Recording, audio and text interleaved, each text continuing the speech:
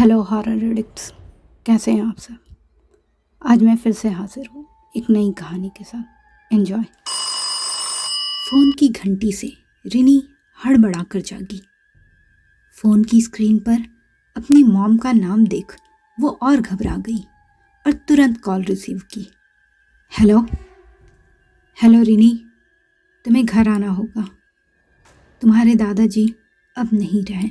रिनी की माँ ने उदास स्वर में कहा और फ़ोन काट दिया। रिनी खामोश थी। पुरानी यादें उसके जहन में तूफान की तरह उठने लगी थी। बहुत वक्त गुजर चुका था जब वो गांव छोड़कर शहर में जॉब करने आई और फिर मुड़कर देखा ही नहीं, पर अब उसे जाना ही होगा। अगली सुबह उसने गांव के लिए बस पकड़ी और खिड़की से बाहर देखते देखते बचपन की यादों में खो गई। गांव में अपनी जुड़वा बहन मिनी की यादें, जो बचपन में ही उसके पेरेंट्स की लापरवाही की वजह से मर गई थी। रिनी को ये बात हमेशा तकलीफ देती थी कि मिनी की मौत का कारण उनकी लापरवाही थी। उस दिन उसके दोनों पेरेंट्स किसी काम से बाहर गए थे जब मिनी खेलते खेलते घर के पीछे वाले कुएं में गिरकर मर गई। गहमर गहमर गहमर, जल्दी उतरिए। कंडक्टर की आवाज़ से रिनी की तंद्रा टूटी और जल्दी से सामान उठाकर नीचे उतर गई। एक बार चारों तरफ गांव को निहारा। अब भी पहले जैसा ही था, वही कच्चे रास्ते, लहलहाते खेत और चमकता सूरज। उसने अपने कंधे पर से सरकते हुए बैग को एडजस्ट किया और घर की तरफ चल दी। थोड़ी देर में रिनी घर पहुंच गई। कड़कती धूप के बावजूद घर के अंदर ठंडक थी।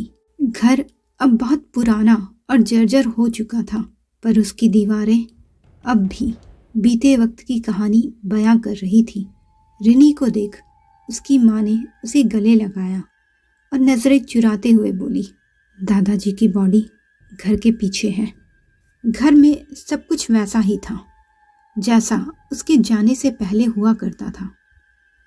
अनायास ही उसकी नज़र अपने और मिनी के पुराने कमरे की तरफ गई और उसे ऐसा लगा जैसे कमरे में से मिनी उसे धीरे से बुला रही हो।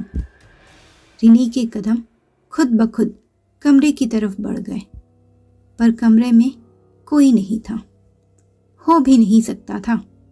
ये सब थकान की वजह से हो रहा है, उसने खुद को समझाया। रात को रिनी अजीब महसूस कर रही थी। अचानक से कमरे में बहुत ठंड लगने लगी थी। उसने इधर उधर देखा तो पाया कि घर का पीछे वाला दरवाज़ा खुला हुआ था और वहीं पर था वो मनहूस कुआं। रिनी ना उस कुएं को देखना चाहती थी, ना ही उसके बारे में सोचना, तो वो उस पीछे वाले दरवाजे को बंद करने गई। पर जैसे ही उसने हाथ बढ़ाया, वो दंग रह गई।